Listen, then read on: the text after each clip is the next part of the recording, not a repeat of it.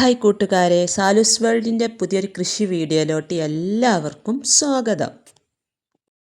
ഇന്നത്തെ വീഡിയോയിൽ കാണിക്കുന്നത് ചേമ്പ് കൃഷിയുടെ വളപ്രയോഗത്തെക്കുറിച്ചാണ്.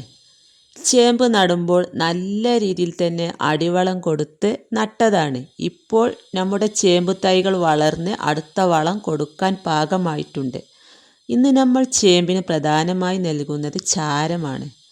ചേമ്പിന് എന്തുകൊണ്ടാണ് ചാരം ഇത്രയും പ്രധാനം, എപ്പോൾ എങ്ങനെ കൊടുക്കണം, അതിനോടൊപ്പം ചെയ്യേണ്ട പ്രധാന പരിചരണങ്ങൾ എന്തൊക്കെയാണെന്ന് ഈ വീഡിയോയിലൂടെ വിശദമായി കാണാം.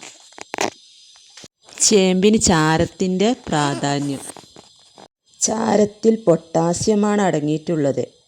ചേമ്പ്, കാച്ചിൽ, അതുപോലെ കിഴങ്ങ് വർഗ്ഗ ചെടികൾക്ക് കിഴങ്ങ് നല്ലതുപോലെ വലിപ്പമുള്ളതാകാനും എണ്ണത്തിൽ കൂടുതൽ ഉണ്ടാകാനും പൊട്ടാസ്യം ആവശ്യമാണ്. അപ്പോൾ ചാരത്തിൽ ധാരാളമായ പൊട്ടാസ്യം അടങ്ങിയിട്ടുണ്ട്. അപ്പോൾ ഞാൻ ഇന്നിവിടെ ടെറസിൽ ഗ്രോ ബാഗിൽ നട്ട ചേമ്പിന് വളം കൊടുക്കുന്ന രീതിയാണ് കേട്ടോ കാണിക്കുന്നത്. അപ്പോൾ നമുക്കിതിന് അടുത്തൊരു വളം കൊടുക്കേണ്ട സമയമായിട്ടുണ്ട്. അപ്പോൾ നമുക്ക് അത് എങ്ങനെയാണ് കൊടുക്കുന്നത് എന്ന് നോക്കാം. ചെടികൾക്ക് രോഗപ്രതിരോധശേഷി കൂട്ടാനും തണ്ടും ഇലകളും ബലമുള്ളതാകാനും ചാരം സഹായിക്കും. മണ്ണിൻ്റെ അമ്ലത കുറക്കുന്നു. അതുപോലെ ചാരം ഇടുന്നത് വഴി മണ്ണിൻ്റെ pH ലെവൽ ക്രമീകരിക്കപ്പെടും.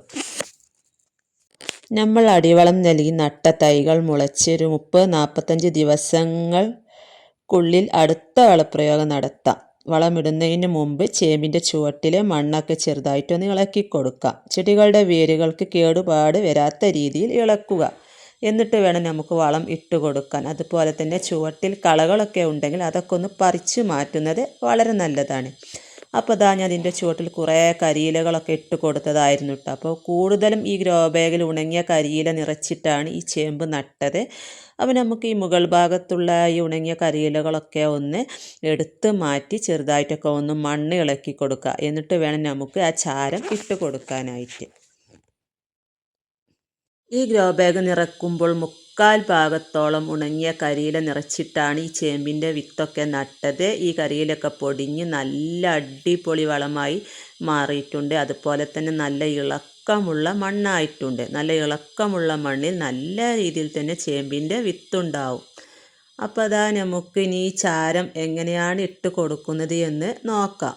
അപ്പോൾ ഈ ചാരത്തിൻ്റെ കൂടെ ഉണങ്ങിയ ചാണകപ്പൊടിയോ അല്ലെങ്കിൽ ഉണങ്ങിയ ആട്ടിൻ കാഷ്ടമോ ഉണ്ടെങ്കിൽ ഇട്ട് കൊടുക്കാം. അതിൻ്റെ കൂടെ ഒരു പിടി വേപ്പിൻ പിണ്ണാക്കും കൂടി ചേർത്ത് കൊടുത്താൽ വേര് ചീയൽ, അതുപോലെ തന്നെ മണ്ണിൽ നിന്ന് വരുന്ന നിമാവിരകൾ പോലുള്ള ശല്യങ്ങളൊക്കെ മാറിക്കിട്ടും. അപ്പോൾ നമുക്ക് ആദ്യം തന്നെ ഈ കരിയിലകളൊക്കെ അതിൻ്റെ ഉള്ളിൽ നിന്നൊന്ന് എടുത്ത് മാറ്റാം. എന്നിട്ട് ചെറുതായിട്ട് മണ്ണ് ഇളക്കിയിട്ട് വേണം ഈ ചാരം ഇട്ട് കൊടുക്കാനായിട്ട്. നിങ്ങളുടെ കയ്യിൽ ഉണങ്ങിയ ചാണകപ്പൊടി ഉണ്ടെങ്കിൽ അതും കൂടെ ചേർത്ത് കൊടുത്താൽ വളരെ നല്ലതാണ്.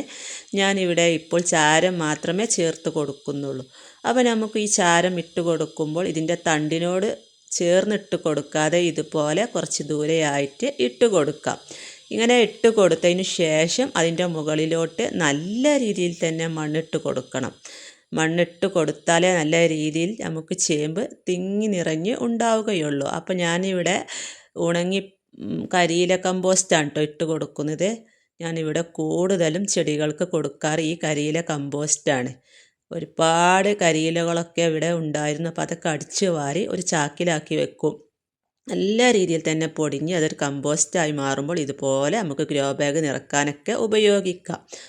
അപ്പോൾ വളം ഇട്ട് കൊടുത്തു, അതിൻ്റെ മുകളിലോട്ട് മണ്ണിട്ട് കൊടുത്തു. ഇനി നമുക്ക് അതിൻ്റെ മുകളിലോട്ട് വീണ്ടും ഇതുപോലെ പച്ചിലകളും കരിയിലകളും ഒക്കെ ഇട്ട് കൊടുക്കാം. അതൊക്കെ ചീഞ്ഞ് അതിന് നല്ലൊരു വളമായി മാറുകയും ചെയ്യും.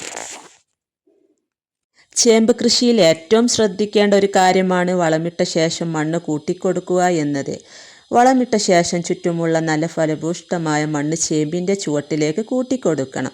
ചേമ്പിൻ്റെ തണ്ട് വളരും തോറും കിഴങ്ങുകൾ മുകളിലേക്ക് വരാൻ സാധ്യതയുണ്ട്. നന്നായി മണ്ണ് കൂട്ടിക്കൊടുക്കുക.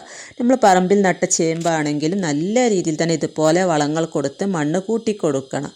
അതുപോലെ തന്നെ ചേമ്പിൻ്റെ മറ്റ് പരിചരണങ്ങൾ. ചേമ്പിന് ഈർപ്പം ആവശ്യമാണ്, എന്നാൽ വെള്ളം കെട്ടിക്കിടക്കാൻ അനുവദിക്കരുത്. കളകൾ പറിച്ചു മാറ്റുക. ചുവട്ടിൽ വളരുന്ന കളകൾ അപ്പോൾ പറിച്ചു മാറ്റണം. ഇല്ലെങ്കിൽ നമ്മൾ കൊടുക്കുന്ന വളം കളകൾ വലിച്ചെടുക്കും. തുടക്കത്തിൽ നല്ല അടിവളം നൽകുകയും തുടർന്ന് ഈ രീതിയിൽ ചാരവും മറ്റ് ജൈവവളങ്ങളും നൽകി മണ്ണ് കൂട്ടിക്കൊടുക്കുകയും ചെയ്താൽ നമുക്ക് ചേമ്പിൽ നിന്ന് മികച്ച വിളവ് കൊയ്യാൻ സാധിക്കും.